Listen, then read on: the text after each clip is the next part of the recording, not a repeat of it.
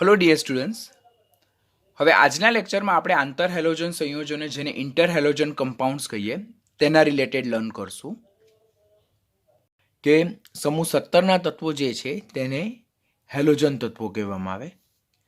સમૂહમાં ઉપરથી નીચે તરફ જતા મધ્યસ્થ પરમાણુનું કદ વધતું જાય અને વિદ્યુત ઋણતા ક્રમશઃ ઘટતી જાય. આમ સમૂહ 17ના જે બધા હેલોજન તત્વો છે તે બધાની વિદ્યુત ઋણતા એક સરખી નથી, જુદી જુદી છે. જુદી જુદી વિદ્યુત ઋણતા ધરાવતા એટલે કે વિદ્યુત ઋણતાના તફાવત ધરાવતા જુદા જુદા હેલોજન પરમાણુઓ જ્યારે એકબીજા સાથે સંયોજાઈને કેવા સંયોજનો દ્વિઅંગી સહસંયોજક સંયોજનો બનાવે તો ત્યારે એવા સંયોજનને શું કહેવામાં આવે છે? આંતર હેલોજનો સંયોજનો કહેવામાં આવે. પોઈન્ટ નંબર 1, સમૂહ 17ના તત્વોને આપણે હેલોજન તત્વો કહીએ છીએ. સમૂહમાં ઉપરથી નીચે તરફ જતા જેમ પરમાણુય કદ વધતું જાય બરાબર તેમ વિદ્યુત ઋણતા ક્રમશઃ ઘટતી જાય. આમ સમૂહ 17ના બધા જ હેલોજન તત્વોની વિદ્યુત ઋણતા કેવી છે? જુદી જુદી છે. આમ જુદી જુદી વિદ્યુત ઋણતા ધરાવતા એટલે કે વિદ્યુત ઋણતાના તફાવતને લીધે જ્યારે જુદા જુદા હેલોજન પરમાણુઓ એકબીજા સાથે સંયોજાય છે અને કેવા સંયોજનો બનાવે છે? દ્વિઅંગી સંયોજનો બનાવે છે, તો ત્યારે તેને શું કહેવામાં આવે છે? આંતર હેલોજનો સંયોજન કહેવાય. આ જ આંતર હેલોજન સંયોજનોને આપણે હેલોજન હેલાઇડ તરીકે પણ ઓળખીએ છીએ, જેમનું સામાન્ય સૂત્ર XXN છે, જ્યાં n જે છે તે ઓલવેઝ ઓડ નંબર છે. ઓલવેઝ ઓડ નંબર એટલે કે એકી સંખ્યા, એટલે કે n can be 1, n can be 3, n can be 5 and n can be 7, not more than that. શા માટે તે હું લેટર ઓન એક્સપ્લેન કરું છું. તો આંતર હેલોજન સંયોજનો જે છે તેનું સામાન્ય સૂત્ર શું છે? તો એનું સામાન્ય સૂત્ર XXN, જ્યાં X જે છે તે મોટા કદનો હેલોજન જેની વિદ્યુત ઋણતા કેવી હોય? ઓછી જોવા મળે, અને X ડેશ જે છે તે નાના કદનો હેલોજન જેની વિદ્યુત ઋણતા કેવી જોવા મળે? વધારે વિદ્યુત ઋણતા જોવા મળે. આપણને ખબર જ છે કે જેમ હેલોજન પરમાણુનું કદ નાનું તેમ તેની વિદ્યુત ઋણતા વધારે, અને જેમ હેલોજન પરમાણુનું કદ મોટું તેમ તેની વિદ્યુત ઋણતા ઓછી. આમ આંતર હેલોજન સંયોજનો જેનું સામાન્ય સૂત્ર XXN છે, જેમાં X એ ઓછી વિદ્યુત ઋણતા ધરાવતો અને મોટા કદનો હેલોજન પરમાણુ છે, અને X ડેશ એ વધુ વિદ્યુત ઋણતા ધરાવતો નાના કદનો હેલોજન પરમાણુ છે. આ જે હેલોજન પરમાણુઓ જે છે તેમાં n બરાબર 1, 3, 5 and 7 હોઈ શકે, એનાથી વધારે શક્ય નથી, કારણ કે હેલોજન તત્વો સમૂહ 17ના તત્વો છે તેમની બાહ્યતમ કક્ષાની ઇલેક્ટ્રોનની સંરચના NH2NP5 છે. બાહ્યતમ કક્ષામાં કુલ 7 ઇલેક્ટ્રોન છે, માટે વધુમાં વધુ મોટા કદનો હેલોજન 7 ઇલેક્ટ્રોન ગુમાવી શકે છે. એના કરતાં વધારે ઇલેક્ટ્રોન ગુમાવી શકતો નથી, બિકોઝ એના વેલેન્સ શેલમાં મેક્સિમમ 7 ઇલેક્ટ્રોન છે. માટે આ જે આંતર હેલોજન સંયોજનો જે છે તેમાં n બરાબર 1, 3, 5 અને 7 લઈએ તો કુલ કેટલા પ્રકારના આંતર હેલોજન સંયોજનો શક્ય થાય? તો કુલ 4, XX', XX'3, XX'5 અને XX'7, એમ કુલ 4 પ્રકારના આંતર હેલોજનો સંયોજનો શક્ય થાય. સમૂહનું પ્રથમ તત્વ ફ્લોરિનની જો વાત કરવામાં આવે તો ફ્લોરિન જે છે તો તેની વિદ્યુત ઋણતા સૌથી વધારે છે અને એનું કદ સૌથી ઓછું છે. માટે મધ્યસ્થ પરમાણુ તરીકે ફ્લોરિન કોઈ પણ દિવસ શક્ય નથી અને એ આંતર હેલોજન રચતું નથી. તો અહીંયાથી ક્વેશ્ચન એમ પૂછવામાં આવે કે સમૂહ 17નું કયું હેલોજન તત્વ એ આંતર હેલોજન સંયોજન રચતું નથી, એટલે કે મધ્યસ્થ પરમાણુ તરીકે હાજર નથી, તો તે છે કયું? ફ્લોરિન. શા માટે ફ્લોરિન? તો ફ્લોરિન એ સમૂહ 17નું પ્રથમ હેલોજન તત્વ છે જેનું કદ સૌથી નાનું છે અને વિદ્યુત ઋણતા સૌથી વધારે છે. તો ફ્લોરિન મધ્યસ્થ પરમાણુ તરીકે શક્ય નહીં હોઈ શકે, કારણ કે ફ્લોરિનથી વધુ વિદ્યુત ઋણતા ધરાવતું અને ઓછા કદ ધરાવતું હેલોજન તત્વ કોઈ નથી. માટે અહીંયા X બરાબર ફ્લોરિન શક્ય નથી. માટે ફ્લોરિન એ આંતર હેલોજન સંયોજનો બનાવતું નથી. ઇન શોર્ટ, એ મોટા કદના હેલોજન X તરીકે અહીંયા શક્ય નથી. જ્યારે ક્લોરિન, બ્રોમિન અને આયોડિન અહીંયા X તરીકે શક્ય છે, બરાબર, કારણ કે તેમના કરતાં વધુ વિદ્યુત ઋણતા ધરાવતા અન્ય હેલોજન તત્વો શક્ય છે, કે જેમ કે અહીંયા આયોડિન હોય તો આયોડિન તો અહીંયા એના કરતાં નાનું કદ ધરાવતો ક્લોરિન, બ્રોમિન અને ફ્લોરિન હોઈ શકે. અહીંયા જો આપણે બ્રોમિન લઈએ તો એના કરતાં નાનું કદ ધરાવતું ક્લોરિન, ફ્લોરિન હોઈ શકે. અહીંયા ક્લોરિન લઈએ તો એના કરતાં નાનું કદ ધરાવતું ફ્લોરિન હોઈ શકે. માટે ક્લોરિન, બ્રોમિન અને આયોડિન એ આંતર હેલોજન સંયોજનો રચે છે, પરંતુ ફ્લોરિન જેનું કદ નાનું છે અને વિદ્યુત ઋણતા સૌથી વધારે છે અને એનાથી નાનું કદ ધરાવતા અને વધુ વિદ્યુત ઋણતા ધરાવતા કોઈ પણ હેલોજન શક્ય નથી. માટે ફ્લોરિન એ આંતર હેલોજન સંયોજન રચતું નથી, જ્યારે ક્લોરિન, બ્રોમિન અને આયોડિન રચે છે.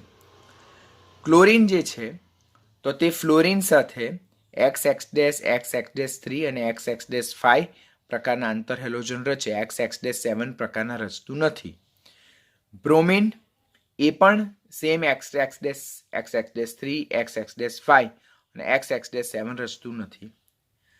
આયોડિન એકમાત્ર XX-7 પ્રકારના આંતર હેલોજન સંયોજનો રચી શકે છે. કોણ એકમાત્ર?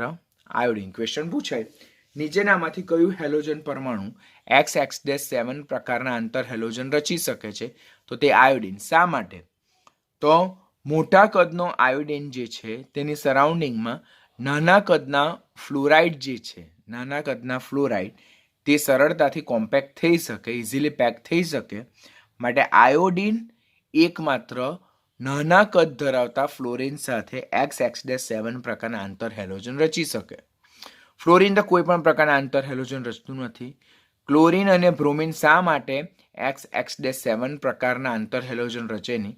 કારણ કે ક્લોરિનનું કદ ઓલરેડી કેવું છે તો આયોડિન કરતાં નાનું છે, એટલે એના સરાઉન્ડિંગમાં 7 ફ્લોરિનને ઇઝીલી કોમ્પેક્ટ કરવા મુશ્કેલ છે. સેમ બ્રોમિનના કેસમાં છે, પરંતુ ક્લોરિન અને બ્રોમિન કરતાં આયોડિન કદમાં મોટો છે, જે મોટા કદના આયોડિનની સરાઉન્ડિંગમાં નાના કદના ફ્લોરાઇડ આયન ઇઝીલી કોમ્પેક્ટ થઈ શકે છે. માટે આયોડિન એકમાત્ર XX-7 પ્રકારના આંતર હેલોજન સંયોજનો રચી શકે છે. સૌથી વધારે જોઈએ તો આયોડિન એકમાત્ર છે જે સૌથી વધુ આંતર હેલોજન સંયોજનો રચવાની વૃત્તિ દર્શાવે છે. જો ફ્લોરિન આંતર હેલોજન સંયોજનો રચતું જ નથી, બરાબર. આયોડિન જેના મોટા કદને કારણે સૌથી વધારે આંતર હેલોજન સંયોજનો રચવાની વૃત્તિ દર્શાવે છે. અહીંયા ટેબલ એટલું સરળ રીતે બનાવેલું છે કે કયા તત્વો આંતર હેલોજન સંયોજનો રચે તે તમને એકદમ સરળતાથી યાદ રહી જશે. કે પહેલાં તો ફ્લોરિન કોઈ રચતું નથી. ક્લોરિન એકમાત્ર ફ્લોરિન સાથે ClF, ClF3, ClF5 પ્રકારના આંતર હેલોજન રચે અને ClF7 રચતું નથી, કારણ કે ક્લોરિનનું કદ ફ્લોરિનથી થોડુંક જ મોટું છે. તો નાના કદના ફ્લોરિનની સરાઉન્ડિંગમાં એના કદના થોડાક જ નાના F- ને સમાવવું મુશ્કેલ છે. બ્રોમિન ફ્લોરિન સાથે BrF, BrCl રચે. બ્રોમિનના ટ્રાયક્લોરાઇડ પાછળ શક્ય નથી.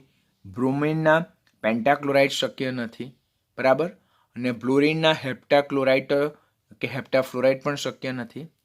આયોડિન, ફ્લોરિન, ક્લોરિન, બ્રોમિન સાથે XX- પ્રકારના આંતર હેલોજન રચી શકે. ફ્લોરિન અને ક્લોરિન સાથે એ ટ્રાયહેલાઇડ રચશે.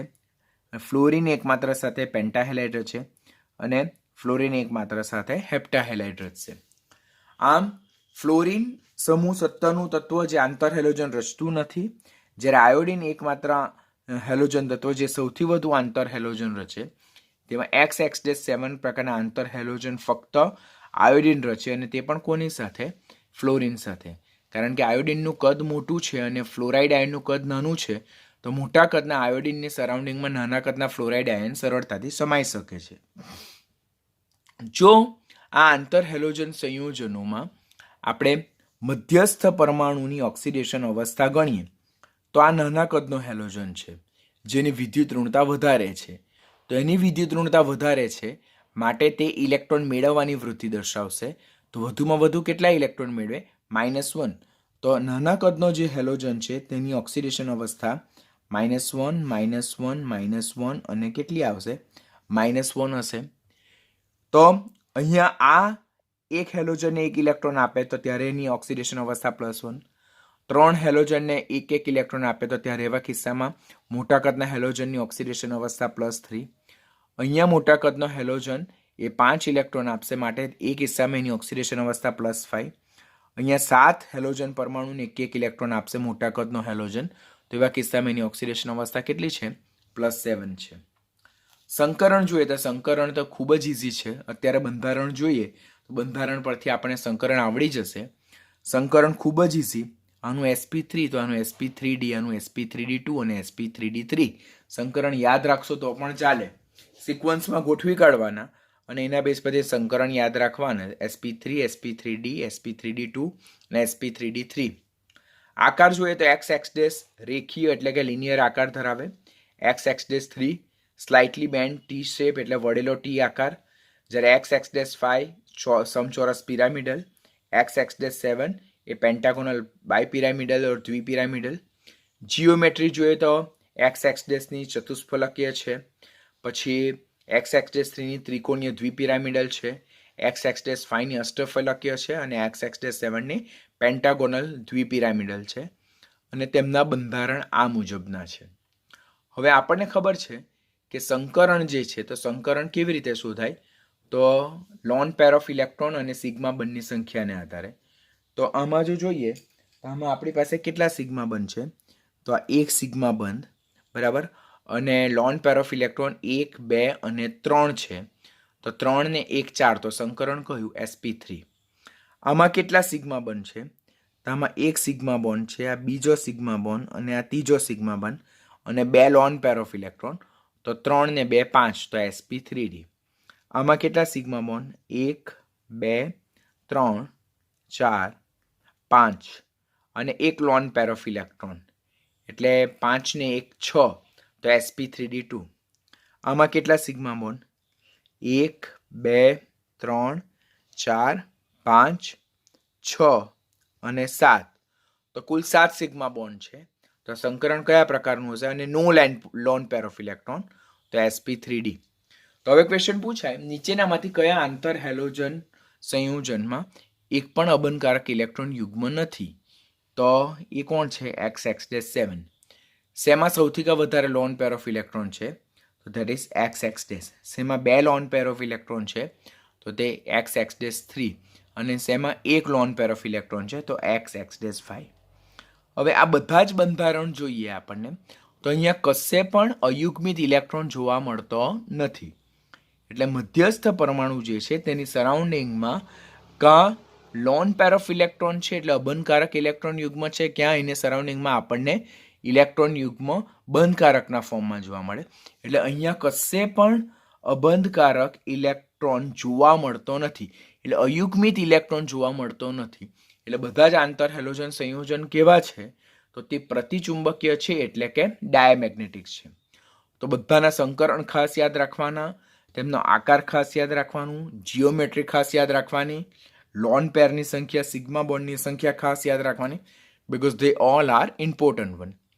પહેલામાં મધ્યસ્થ પરમાણુનું ઓક્સિડેશન આંક +1, +3, +5, +7, સંકરણ sp3, sp3d, sp3d2, sp3d3, જે એમાં રહેલા લોન પેર અને સિગ્મા બોન્ડની સંખ્યાના સરવાળાના આધારે સમજાવી શકાય.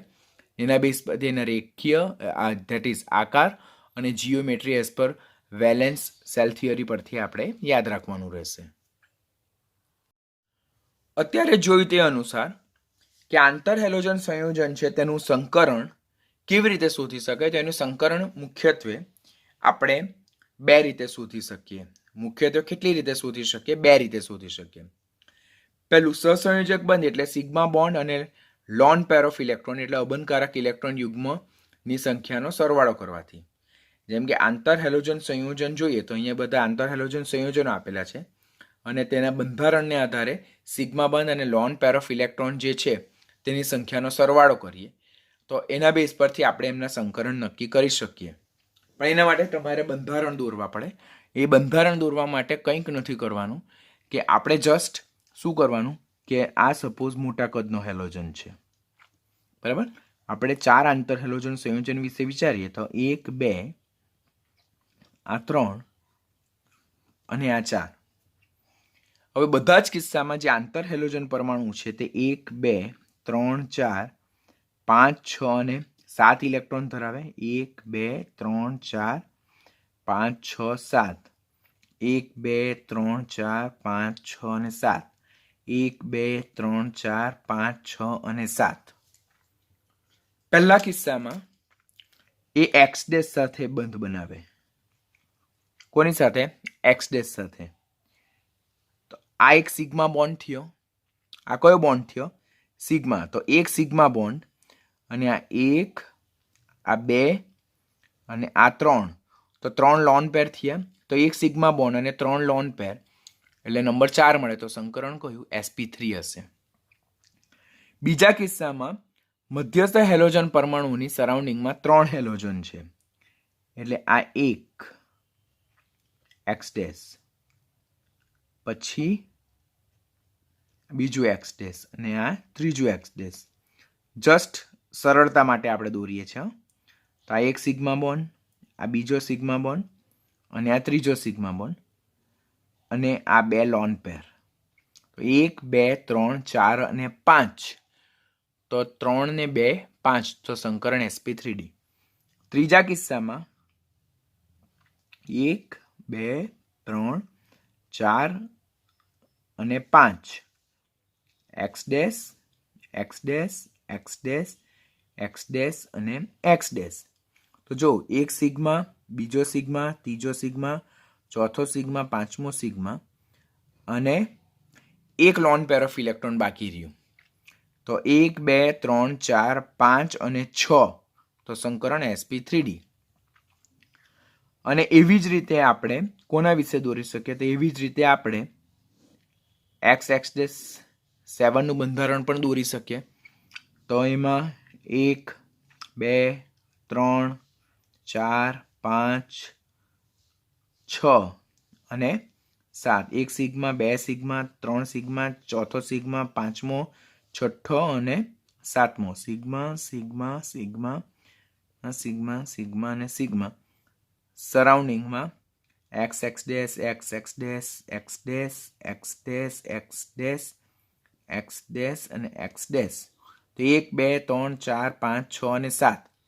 7 સિગ્મા બોન્ડ અને 0 લોન પેર ઓફ ઇલેક્ટ્રોન. તો સંકરણ કયું? sp3d. તો આ રીતે બધા આંતર હેલોજન સંયોજનો જે છે તેનું સંકરણ આપણે સરળતાથી શોધી શકીએ છીએ. ઓર બીજી કઈ મેથડ છે? કે બીજી મેથડ છે કે આપેલ સૂત્રનો ઉપયોગ કરીને પણ આપણે કરી શકીએ કે x = SA + 1/2 g - v ± e. જ્યાં SA એ મધ્યસ્થ પરમાણુ એટલે જેનું સંકરણ શોધવાનું હોય તેના સરાઉન્ડિંગમાં રહેલા પરમાણુની સંખ્યા, g એટલે મધ્યસ્થ પરમાણુ છે તેની ભૂમિગત અવસ્થા એટલે જેનું સંકરણ શોધવાનું છે તેની ભૂમિગત અવસ્થામાં બાહ્યતમ કક્ષામાં રહેલા ઇલેક્ટ્રોનની સંખ્યા, v એટલે જે તે સંયોજનમાં મધ્યસ્થ પરમાણુની સંયોજકતા એટલે સરાઉન્ડિંગના પરમાણુને એણે કેટલા ઇલેક્ટ્રોન આપેલા છે તે, અને ± e જે ચાર્જ છે.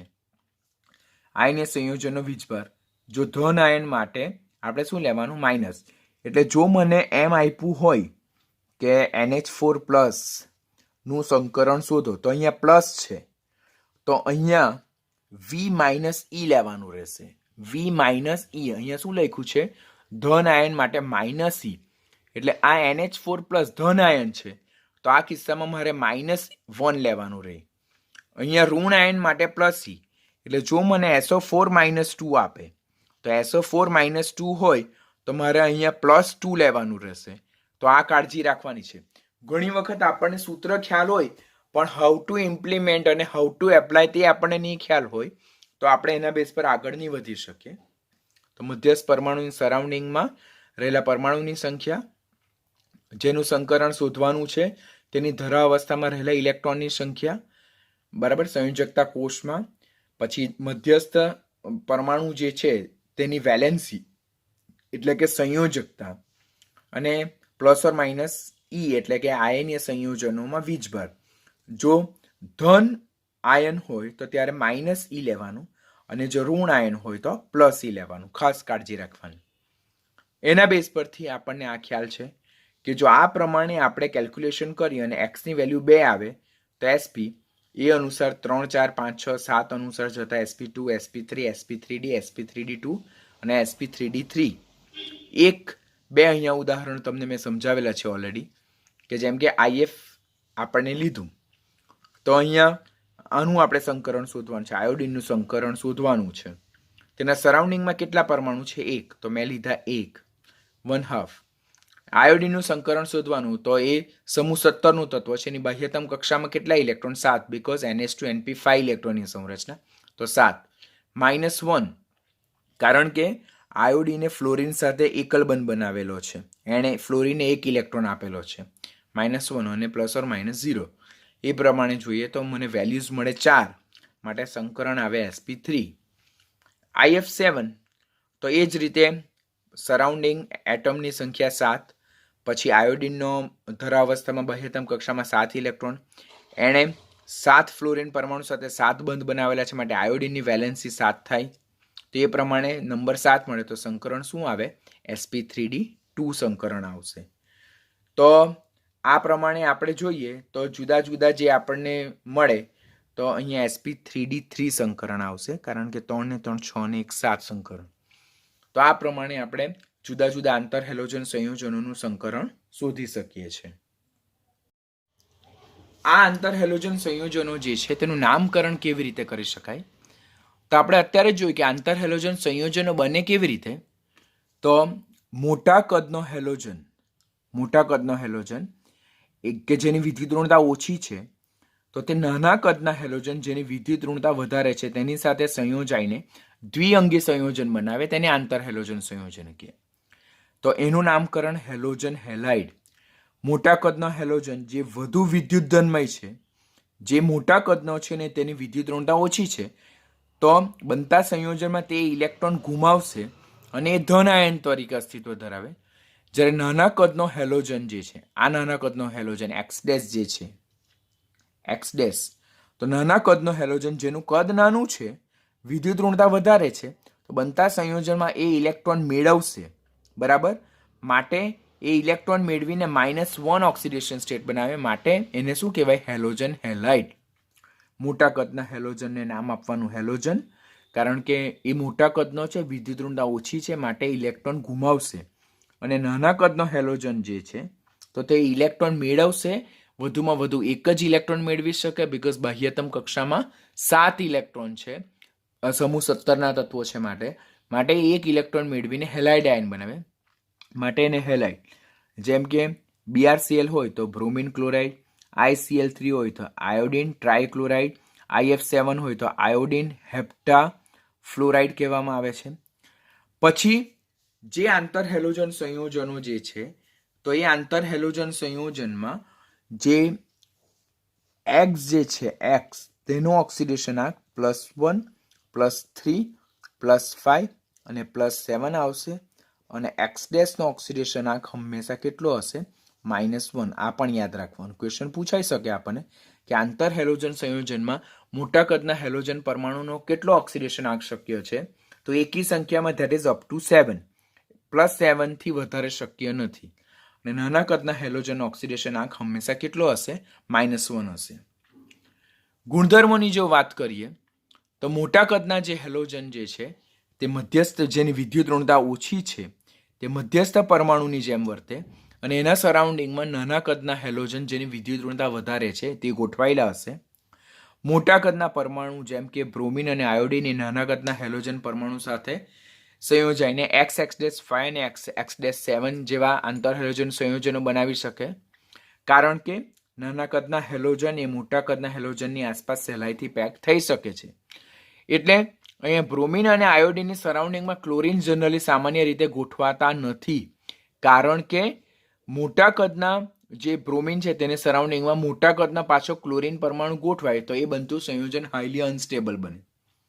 એટલે X'7 અને X'5 જે આંતર હેલોજન સંયોજન છે તેમાં X' તરીકે તો સામાન્ય રીતે આપણને કોણ જોવા મળે? તો X' તરીકે સામાન્ય રીતે આપણને ફ્લોરિન જ જોવા મળે છે. આપણે ટેબલ લર્ન કર્યું તો તેમાં પણ જોયું તો X'5 અને X'7માં નાના કદના હેલોજન તરીકે ફ્લોરિન જ જોવા મળે, કારણ કે નાના કદનો ફ્લોરિન એ મોટા કદના હેલોજનની સરાઉન્ડિંગમાં સરળતાથી પેક થઈ શકે છે. પછી જેમ મોટા કદનો હેલોજન અને નાના કદના હેલોજનની ત્રિજ્યાનો ગુણોત્તર વધતો જાય, તેમ તેમ પ્રતિ અણુ પરમાણુની સંખ્યા વધતી જાય. This is also important line. કે આ મોટા કદનો હેલોજન, સે ફોર એક્ઝામ્પલ આયોડિન, અને આ નાના કદનો હેલોજન, સે ફોર એક્ઝામ્પલ ફ્લોરિન, તો મોટા કદના હેલોજન અને નાના કદના હેલોજનની ત્રિજ્યાનો ગુણોત્તર જેમ જેમ વધતો જાય ઓર વિદ્યુત ઋણતાનો તફાવત જેમ જેમ વધતો જાય તેમ તેમ પ્રતિ અણુ પરમાણુની સંખ્યા ક્રમશઃ વધતી જાય છે. જેનું બેસ્ટ એક્ઝામ્પલ છે આયોડિન હેપ્ટાફ્લોરાઇડ. તો આયોડિન હેપ્ટાફ્લોરાઇડમાં આયોડિનનું કદ સૌથી મોટું જ્યારે ફ્લોરિનનું કદ સૌથી નાનું, જેને કારણે આયોડિન હેપ્ટાફ્લોરાઇડમાં આયોડિન અને ફ્લોરિનની ત્રિજ્યાનો ગુણોત્તર મહત્તમ જોવા મળે અને જેને કારણે આયોડિન હેપ્ટાફ્લોરાઇડ એકમાત્ર આંતર હેલોજન સંયોજન છે જેમાં સૌથી વધારે મહત્તમ પરમાણુ જોવા મળે. તે કેટલા? 8. તો આ કોમ્પિટિટિવની એક્ઝામમાં ક્વેશ્ચન પૂછાય કે નીચેનામાંથી કયું સમૂહ 17નું કયું તત્વ મહત્તમ પરમાણુ ધરાવતું આંતર હેલોજન સંયોજન રચી શકે? તો તે છે આયોડિન અને ફ્લોરિન. શા માટે? કારણ કે તેમની વચ્ચે ત્રિજ્યાનો ગુણોત્તર કેવો છે? ત્રિજ્યાનો ગુણોત્તર મહત્તમ છે, જેને કારણે આયોડિન, મોટા કદના આયોડિનની સરાઉન્ડિંગમાં નાના કદના ફ્લોરિન આયનો ખૂબ જ સરળતાથી પેક થઈ શકે. બીજો ક્વેશ્ચન એમ પૂછાય કે નીચેનામાંથી કયો નંબર એ આંતર હેલોજન સંયોજનની મહત્તમ સંખ્યા દર્શાવે છે? તો એ નંબર 8. એકમાત્ર આયોડિન હેપ્ટાફ્લોરાઇડ શક્ય છે જેમાં મહત્તમ હેલોજન પરમાણુની સંખ્યા કેટલી જોવા મળે? 8 જોવા મળે. બનાવટ જોઈએ આપણે. તો બનાવટ જે છે ટેક્સ્ટબુકમાં મેન્શન કરેલી છે. તે ટેક્સ્ટબુકમાં જે બનાવટ છે તે બધી જ અહીંયા બનાવટ છે. તો તે ટેક્સ્ટબુકમાં જ આપેલી છે, તેને ખાસ યાદ રાખવાનું. જ્યારે સમાન કદ આપેલું હોય અને વધુ પ્રમાણ આપેલું હોય તો એના બેઝ પરથી સંયોજનો શું થઈ જાય છે? બદલાઈ જાય છે. તો એ પ્રમાણે તમારે કાળજી રાખવાની. તો આટલી બનાવટ જે ટેક્સ્ટબુકની બનાવટ છે તેટલી જ બનાવટ આપણે કોમ્પિટિટિવ માટે પ્રિપેર કરવાની રહેશે. આ જે આંતર હેલોજન સંયોજનો છે તે મોટે ભાગે કેવા છે? સહસંયોજક સ્વભાવના છે. કારણ કે આંતર હેલોજનનું સંયોજન બને શેમાંથી? તો હેલોજન તત્વો એકબીજા સાથે સંયોજાઈને દ્વિઅંગી સંયોજન બનાવે તેને આંતર હેલોજન સંયોજન કહીએ.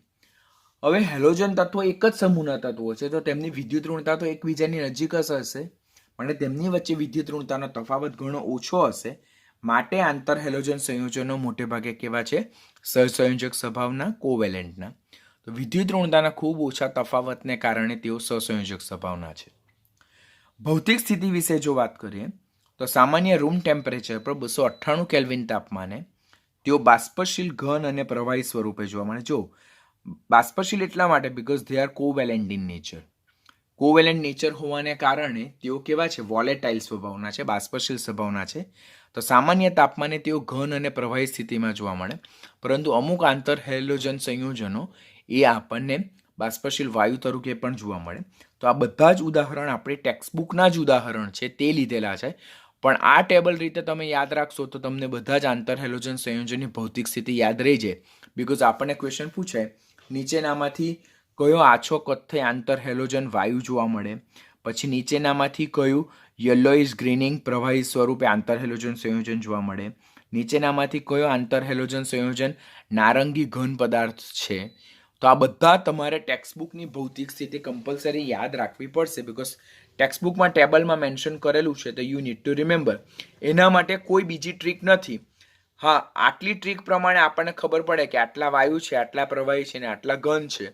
એના બેઝ પરથી એના કલર તમારે યાદ રાખવાના રહેશે, કે જેમ કે ClF, BrF, BrCl, ClF3, IF5 અને IF7 આ બધા કેવા છે? વાયુ છે, જેમાં ClF, ClF3, IF5 અને IF7 એ બધા રંગવિહીન વાયુ છે. BrClના રંગ વિશે કોઈ મેન્શન નથી કર્યું, જ્યારે BrF એ આછો કથ્થઈ રંગનો વાયુ છે. BrF3, BrF5 અને ClF5 તો તેઓ પ્રવાહી છે, જેમાં Br બ્રોમિન ટ્રાયફ્લોરાઇડ છે તે પીળું લીલું પ્રવાહી છે, બરાબર. બ્રોમિન પેન્ટાફ્લોરાઇડ એ રંગવિહીન પ્રવાહી છે.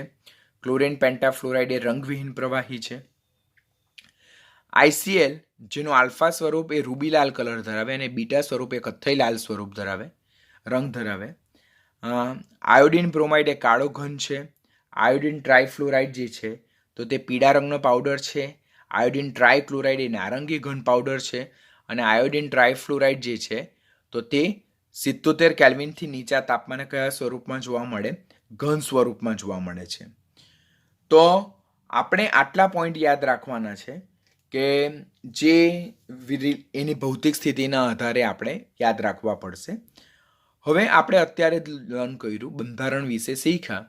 તો આજે આંતર હેલોજન સંયોજનો જે છે તો તેમાં સંયોજકતા ઇલેક્ટ્રોન જે છે તે મોટે ભાગે bond pair of electron or lone pair of electron સ્વરૂપે જોવા મળે. એટલે તેમના બંધારણમાં કશે પણ આપણને અયુગ્મિત ઇલેક્ટ્રોન કોઈ પણ જગ્યાએ જોવામાં આવ્યો નહીં. બધા જ યુગ્મિત ઇલેક્ટ્રોન હતા, આઈધર લોન પેરના સ્વરૂપમાં ઓર બોન્ડ પેરના સ્વરૂપમાં. માટે બધા જ આંતર હેલોજન સંયોજનો કેવા છે? સ્વભાવે પ્રતિચુંબકીય છે, ડાયામેગ્નેટિક હોય છે. સ્થાયીતા, ગલન બિંદુ અને ઉત્કલન બિંદુની જો આપણે વાત કરીએ તો આંતર હેલોજન સંયોજનોની જે થર્મલ સ્ટેબિલિટી છે, બોઇલિંગ પોઈન્ટ છે અને ગલન બિંદુ છે તે બંધથી જોડાતા બંને જે હેલોજન તત્વો છે તેની વિદ્યુત ઋણતાના તફાવતના સમપ્રમાણમાં છે.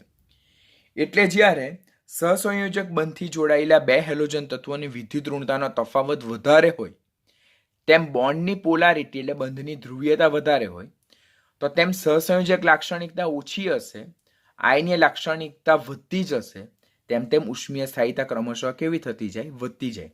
તમને ખબર છે ને, આપણને ખબર છે કે જ્યારે બંધથી જોડાતા બે તત્વોની વિદ્યુત ઋણતાનો તફાવત વધારે હોય તે એ બોન્ડની પોલારિટી એટલે કે ધ્રુવીયતા વધતી જાય, એ બંધનો સહસંયોજક લાક્ષણિકતા ઘટતી જાય અને આયનીય લાક્ષણિકતા વધતી જાય છે.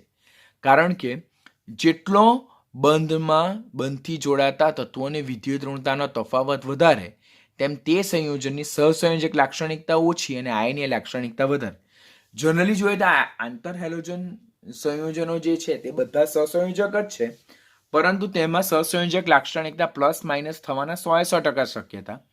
જો બંધથી જોડાતા બે તત્વોની વિદ્યુત ઋણતાનો તફાવત વધારે હશે તો તેની સહસંયોજક લાક્ષણિકતા ઓછી હશે, બંધની ધ્રુવીયતા વધારે હશે, બંધની સ્થાયીતા વધારે હશે, એ સંયોજનની થર્મલ સ્ટેબિલિટી વધારે હશે અને તેના ગલન બિંદુ અને ઉત્કલન બિંદુ ક્રમશઃ કેવા હશે? વધારે હશે. જેમ કે અહીંયા આ બધા આંતર હેલોજન સંયોજન જે છે તેની ઉષ્મીય સ્થાયીતાનો ક્રમ આપેલો છે. આ તમારે કમ્પલસરી યાદ રાખવાના રહેશે. બરાબર? કે અહીંયા જોઈએ તો આયોડિન અને ફ્લોરિન, તો આયોડિન જે છે તેની વિદ્યુત ઋણતા 2.2 છે, ફ્લોરિનની વિદ્યુત ઋણતા 4 છે, તો 4માંથી 2.2 બાદ કરો તો 1.8. બ્રોમિન અને ફ્લોરિન, બ્રોમિનની વિદ્યુત ઋણતા 2.8 છે, ફ્લોરિનની 4, તો 4માંથી 2.8 બાદ કરો તો 1.2. તો જેમ જેમ આઈએફથી તમે બીઆરસીએલ તરફ જાઓ તેમ તેમ બંધથી જોડાતા બે હેલોજન તત્વોની વિદ્યુત ઋણતાનો તફાવત ક્રમશઃ કેવો થતો જાય? ઘટતો જાય છે. માટે તેમની ઉષ્મીય સ્થાયીતા, તેમના ગલન બિંદુ અને તેમના ઉત્કલન બિંદુ ક્રમશઃ કેવા થતા જાય છે? ઘટતા જાય છે.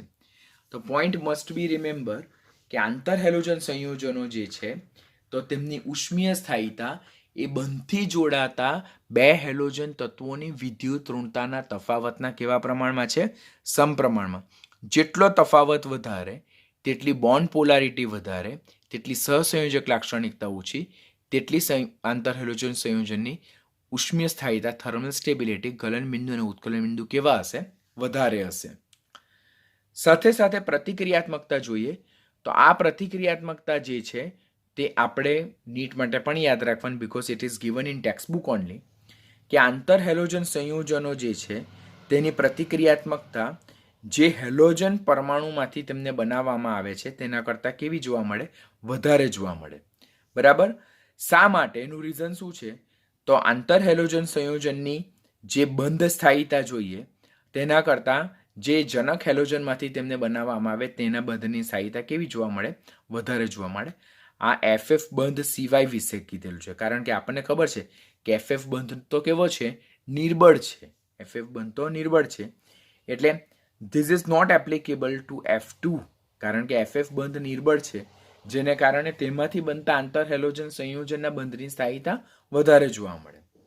એટલે ઇન શોર્ટ જો આપણે સ્ટેટમેન્ટ વાઇઝ યાદ રાખવું હશે તો આંતર હેલોજન સંયોજનોની પ્રતિક્રિયાત્મકતા એ તે જે જનક હેલોજન પરમાણુમાંથી મેળવવામાં આવે તેના કરતાં વધારે જોવા મળે, કારણ કે આંતર હેલોજન સંયોજનમાં જે બંધની સ્થાયીતા જોવી જોઈએ તે બંધની સ્થાયીતા હેલોજન પરમાણુમાં જે બંધ સ્થાયીતા જોવા મળે તેના કરતાં ઓછી જોવા મળે. માટે આ બંધ સરળતાથી તૂટે તો એ સંયોજનની પ્રતિક્રિયાત્મકતા ડેફિનેટલી કેવી હશે? વધારે હશે. પ્રતિક્રિયાત્મકતાના બે ક્રમ યાદ રાખવાના છે કે જ્યારે સમાન મધ્યસ્થ હેલોજન પરમાણુ હોય ત્યારે મધ્યસ્થ હેલોજન પરમાણુની વિદ્યુત ઋણતા જેમ ઘટતી જાય તેમ તેમ તેની પ્રતિક્રિયાત્મકતા ક્રમશઃ કેવી થતી જાય છે? ઘટતી જાય છે. અને સમાન મોટા કદનો હેલોજન અને નાના કદના હેલોજન હોય તો જેમ જેમ સરાઉન્ડિંગમાં નાના કદના હેલોજન પરમાણુની સંખ્યા ઘટતી જાય તેમ તેમ પણ પ્રતિક્રિયાત્મકતા શું થતી જાય છે? ઘટતી જાય છે. અને આ પ્રતિક્રિયાત્મકતાનો એક રેગ્યુલર ટ્રેન્ડ આપેલો છે, જે વધારેમાં વધારે ટફમાં ટફ ક્વેશ્ચન પૂછાય તો પ્રતિક્રિયાત્મકતામાં આ ટ્રેન્ડના રિલેટેડ ક્વેશ્ચન પૂછાઈ શકે. તો એ તમારે જસ્ટ ખાલી યાદ રાખવાનું. એક્ઝામને આગલે દિવસે ધ્યાનથી જોઈ લો ને તેના બેઝ પરથી તમને આવડી જ જશે. The most important things that is hydrolysis of interhalogen compounds, કે આંતરહેલોજન સંયોજન છે તેનું જ્યારે જળ વિભાજન કરવામાં આવે ત્યારે હંમેશા નાના કદનો હેલોજન જે છે તે હેલાઇડ આયન આપશે અને મોટા કદનો હેલોજન જે છે તો તે જળ વિભાજન પામીને હાઇપોહેલાઇટ ઓર હેલાઇટ ઓર હેલેટ ઓર પરહેલેટ આપશે. First you need to remember this compulsory. આંતરહેલોજન સંયોજનો જે છે આપણી પાસે, તો આ આંતરહેલોજન સંયોજનો કેટલા પ્રકારના? તો આંતરહેલોજન સંયોજનો આપણી પાસે 4 પ્રકારના: XX', XX'3, XX'5, XX'7. આ બધા જ આંતરહેલોજન સંયોજનનું જળ વિભાજન થાય તો બધામાં નાના કદનો હેલોજન જે છે, જે કયો છે? X', તે જળ વિભાજન પામીને શું કરશે? હેલાઇડ આયન આપશે. અને મોટા કદનો હેલોજન જે છે, જે X, તે જળ વિભાજન પામીને કયા આયનો આપશે? તો હાઇપોહેલાઇટ, હેલાઇટ, હેલેટ અને પરહેલેટ આપશે. આ જ વસ્તુને આપણે સમીકરણ વાઇઝ જો જોઈએ તો આ રીતે છે કે આપણી પાસે કેટલા આંતરહેલોજન સંયોજનો છે? તો 1, 2, 3 અને 4. XX', XX'3, XX'5, XX'7.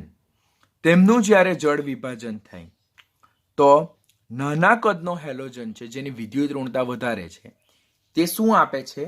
આપણને હેલાઇડ આયન આપે. હેલાઇડ આયન કે જેમાં એનું ઓક્સિડેશન આ કેટલો છે? -1. અને મોટા કદનો હેલોજન છે જે X, તે આપણને હોક્સ, હોક્સO, હોક્સO2, હોક્સO3, એને જ આપણે HXO, HXO2, HXO3 અને HXO4 કહીએ છીએ. ધીસ ઇઝ મોસ્ટ ઇમ્પોર્ટન્ટ કે આંતરહેલોજન સંયોજનનું જ્યારે જળ વિભાજન કરવામાં આવે તો પહેલા XX', તો નાના કદનો હેલોજન જળ વિભાજન પામીને હાઇડ્રોહેલિક એસિડ આપે અને મોટા કદનો હેલોજન જળ વિભાજન પામીને HOX આપે, જેને હાઇપોહેલસ એસિડ કહેવાય. XX' નું જળ વિભાજન કરવામાં આવે તો આપણને હાઇડ્રોહેલિક એસિડ અને હાઇપોહેલસ એસિડ મળે છે. બરાબર? XX'3 નું જળ વિભાજન કરવામાં આવે તેમાંથી હાઇડ્રોહેલિક એસિડ મળે અને આપણને મળે છે હેલસ એસિડ મળે છે. HOXO ઓર HXO2 તેને શું કહેવામાં આવે છે? હેલસ એસિડ કહેવામાં આવે. XX'5 તેનું જળ વિભાજન કરવામાં આવે તો હાઇડ્રોહેલિક એસિડ મળે અને સાથે મળે આપણને HOXO2 ઓર HXO3, જેને શું કહેવામાં આવે છે? હેલિક એસિડ કહેવામાં આવે. અને XX'7 તેનું જળ વિભાજન કરવામાં આવે તો એમાંથી હાઇડ્રોહેલિક એસિડ મળે અને HOXO3 ઓર HXO4, જેને શું કહેવામાં આવે? પરહેલિક એસિડ કહેવામાં આવે. આમ આ જે ઓક્સો એસિડ છે, આ બધા ઓક્સો એસિડ જેમાં તેમનો ઓક્સિડેશન આંક +1, +3, +5 અને +7. અહીંયા પણ +1, +3, +5 અને +7.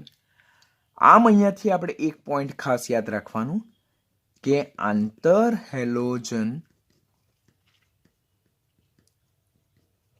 સંયોજનો નું જળ વિભાજન થાય ત્યારે હેલોજન પરમાણુના ઓક્સિડેશન આંકમાં કોઈ પણ જાતનો ફેરફાર થતો નથી, માટે એ નોન રેડોક્સ પ્રક્રિયા છે.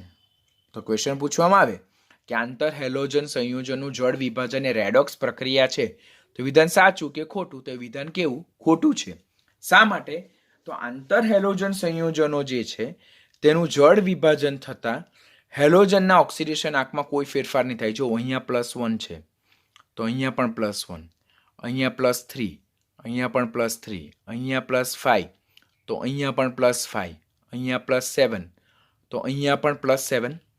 જ્યારે અહીંયા નાના કદનો હેલોજન તો હંમેશા -1 જ હોય, તો અહીંયા બધી જગ્યા -1.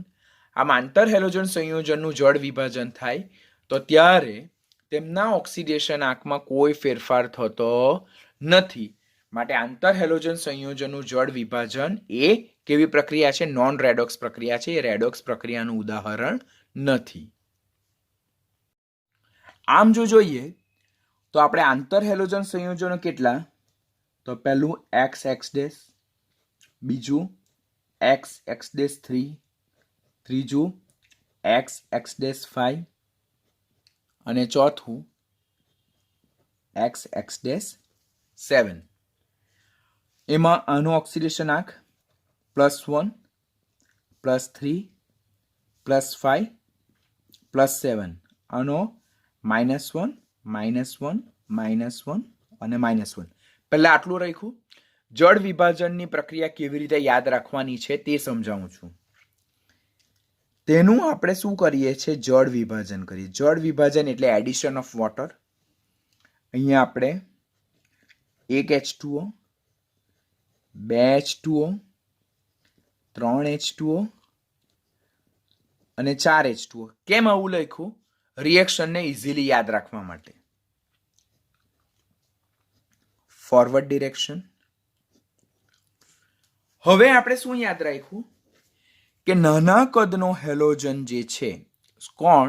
નાના કદનો હેલોજન જેની વિદ્યુત ઋણતા વધારે છે, તો તે જળ વિભાજન પામીને શું આપે? આપણને HX'. તો બધામાં HX' કોમન આવે.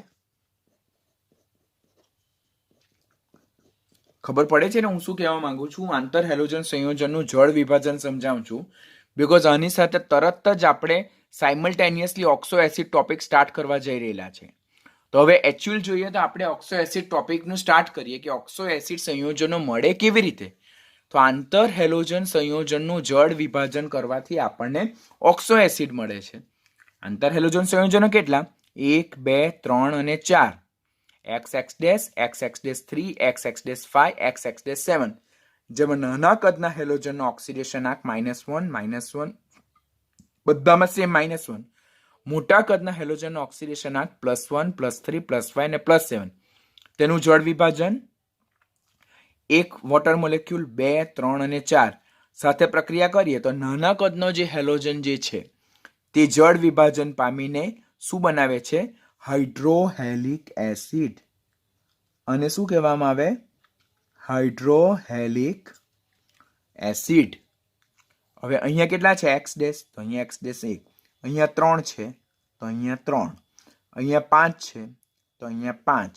અહીંયા 7 છે તો અહીંયા 7. રિએક્શન બનાવતા શીખવું છું તમને. પ્લસ નાના કદનો હેલોજન જળ વિભાજન પામીને હાઇડ્રોહેલિક એસિડ બનાવે, જેમાં પણ એનો ઓક્સિડેશન આંક તો -1 જ રહેવાનો છે. જ્યારે મોટા કદનો હેલોજન જળ વિભાજન પામીને અનુવર્તી શું આપવાનો છે? ઓક્સો એસિડ આપવાનો છે. શું આપવાનો છે? Oxo acid. પહેલો ઓક્સો એસિડ જે છે તે કોણ છે? હોક્સ. પહેલો ઓક્સો એસિડ શું છે? હોક્સ. એને જ આપણે HXO પણ કહીએ. એને કહેવામાં આવે હાઇપોહેલસ એસિડ. XX-3 પ્રકારના આંતર હેલોજન સંયોજનનું જળ વિભાજન આવે તો એમાંથી હોક્સ તો લખવાનું જ. અહીંયા હોક્સ તો લખવાનું, સાથે એક બીજો O એડ કરવાનો, જેને જ આપણે લખીએ HXO2. તો એનું નામ શું છે? હેલસ એસિડ કહેવામાં આવે. એને શું કહેવામાં આવે? હેલસ એસિડ. XX-5 તેનું જળ વિભાજન કરવામાં આવે તો હોક્સ તો લખવાનો જ, સાથે બે O એડ કરવાનો, O2, જેને આપણે HXO3 પણ કહીએ. એનું નામ છે હેલિક એસિડ. એનું નામ શું છે? હેલિક એસિડ. અને XX-7 તેનું જળ વિભાજન થતા મોટા કદનો હેલોજન જળ વિભાજન પામીને હોક્સ તો આપે જ, સાથે સાથે O3, જેને જ આપણે HXO4 તરીકે પણ દર્શાવીએ, જેને શું કહેવામાં આવે છે? પરહેલિક એસિડ. એને શું કહેવામાં આવે? પરહેલિક એસિડ. આ બધામાં જો આપણે હાઇડ્રોજનનો ઓક્સિડેશનાંક 1 લઈએ, ઓક્સિજનનો -2 લઈએ, તો આમાં +1, આમાં +3, આમાં +5 અને આમાં આપણને મળે +7.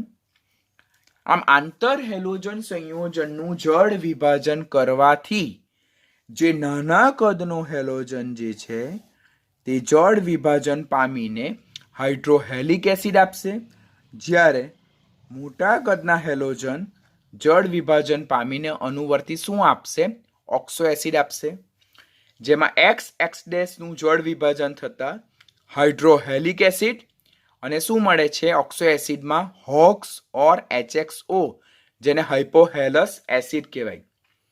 XX-3 નું જળ વિભાજન થતા નાના કદનો હેલોજન હાઇડ્રોહેલિક એસિડ આપે, જ્યારે મોટા કદનો હેલોજન આ મોટા કદના હેલોજન છે. બરાબર? તે મોટા કદના હેલોજન જળ વિભાજન પામીને અનુક્રમે હાઇપોહેલસ એસિડ, હેલસ એસિડ, હેલિક એસિડ અને પરહેલિક એસિડ આપે. જેના સૂત્ર જોવાના જો બધામાં. હોક્સ બધામાં કોમન. હોક્સ બધામાં કોમન. 1 by 1 એક O ઉમારતે જવાનું. 1O, 2O, 3O. એને જ કહેવાય HXO, HXO2, HXO3 અને HXO4. તો ક્વેશ્ચન પૂછાય કે XX-5 પ્રકારના આંતર હેલોજન સંયોજનનું જળ વિભાજન થતા નીચેનામાંથી મોટા કદનો હેલોજન પરમાણુ કયો ઓક્સો એસિડ આપશે? તો એકદમ સિમ્પલ છે. તો આ રીતે ઓક્સો એસિડ મળે. તો આ ઓક્સો એસિડ જે મળે તેમાં જે મોટા કદનો હેલોજન છે તેના ઓક્સિડેશન આંકમાં કોઈ ફેરફાર થયો? કોઈ પણ જાતનો ફેરફાર જોવા મળ્યો નહીં. માટે જે આંતર હેલોજન સંયોજન છે તેનું જળ વિભાજન થતા હેલોજનના ઓક્સિડેશન આંકમાં કોઈ પણ જાતનો ફેરફાર થતો નથી. વધુમાં યાદ રાખવાનું કે આ જે આંતર હેલોજન સંયોજન છે તેનું જળ વિભાજન થતા જે મોટા કદનો હેલોજન છે તેનું સંકરણ અચૂક બદલાશે. તો અહીંયા X નું સંકરણ sp3 છે, અહીંયા X નું સંકરણ sp3d છે, અહીંયા X નું સંકરણ sp3d2 છે અને અહીંયા X નું સંકરણ sp3d3 છે. હા કે ના? અત્યારે જ આપણે જોઈ ગયા. તો આંતર હેલોજન સંયોજન XX-, XX-3, XX-5, XX-7 માં X નું સંકરણ અનુક્રમે sp3, sp3d, sp3d2, sp3d3 છે. જ્યારે એમાંથી જે ઓક્સો એસિડ મળે છે તેમાં જો X નું સંકરણ જોઈએ તો આમાં X નું સંકરણ sp3 મળે, આમાં X નું સંકરણ sp3 મળે, આમાં X નું સંકરણ sp3 મળે અને આમાં પણ X નું સંકરણ sp3 મળે છે. એટલે ખાલી XX- સંયોજન છે તેનું જળ વિભાજન થતા મોટા કદના હેલોજનના સંકરણમાં કોઈ ફેરફાર થતો નથી, જ્યારે અન્ય આંતર હેલોજન સંયોજન છે તેનું જળ વિભાજન થતા જે અનુવર્તી ઓક્સો એસિડ મળે છે તેમાં મોટા કદના હેલોજનના ઓક્સિડેશન આંકમાં ફેરફાર ન થાય, પરંતુ સંકરણ ડેફિનેટલી શું થાય છે? બદલાય છે.